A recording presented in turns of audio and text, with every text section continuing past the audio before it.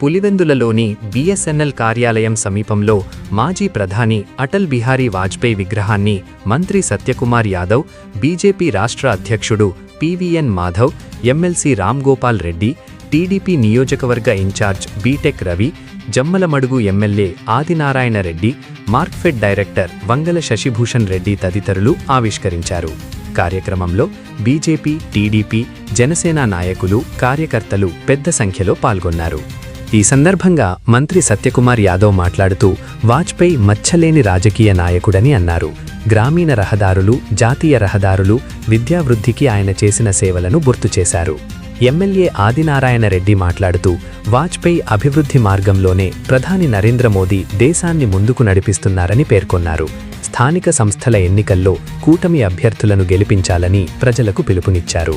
అధ్యక్షులు, ఇవాటి కార్యక్రమ కర్త కర్మ క్రియ మిత్రుడు మంగళ శశిభూషణ్ రెడ్డి గారు, భారతీయ జనతా పార్టీ రాష్ట్ర అధ్యక్షులు సోదరి పివిఎన్ మాధవ్ గారు, కడప జిల్లా దిల్కా దడ్కన్ జమ్మలమడుగు ఎమ్మెల్యే ఆదినారాయణ రెడ్డి గారు, కమలాపురం ఎమ్మెల్యే చైతన్య గారు, ఎమ్మెల్సీ రామ్గోపాల్ రెడ్డి గారు, మిత్రుడు రవీంద్రనాథ్ రెడ్డి గారు, జనసేన సమన్వయకర్త సోదరులు హరీష్ గారు, భారతీయ జనతా పార్టీ జిల్లా అధ్యక్షులు సుబ్బారెడ్డి గారు, ఇవాళ ఈ కార్యక్రమంలో వేదిక మీద ఉన్న ఇతర సహచర పార్టీ కార్యకర్తలకి, ఈ కార్యక్రమంలో పాల్గొంటున్న పులివెందులకు సంబంధించిన ప్రజానికానికి, సోదర సోదరీమణులందరికీ కూడా నమస్కారం. మిత్రులారా, చాలా సమయాభావం చాలా ఆలస్యంగా వచ్చినందుకు మన్నించాల్సిందిగా కోరుకుంటూ, ఇవాళ పౌరుషాల గడ్డగా పేరున్న పులివెందుల్లో ఒక అజాత శత్రువుగా, ఒక మచ్చలేని వ్యక్తిత్వానికి, విలువలతో కూడిన రాజకీయానికి నిలువెత్తు సంతంగంగా నిలిచిన భారతరత్న అటల్ బిహారీ వాజ్పేయి గారి విగ్రహావిష్కరణ చేసుకోవడం, దాంట్లో నేను కూడా పాల్పంచుకోవడం నాకు సంతోషంగా.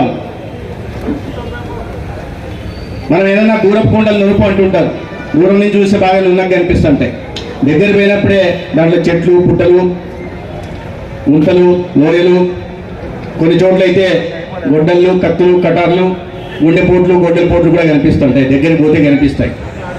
కానీ అటల్ బిహారీ వాజ్పేయి గారు 1957 నుంచి 2009 దాకా 52 సంవత్సరాల పాటు పార్లమెంటరీ సభ్యులుగా ఉన్నా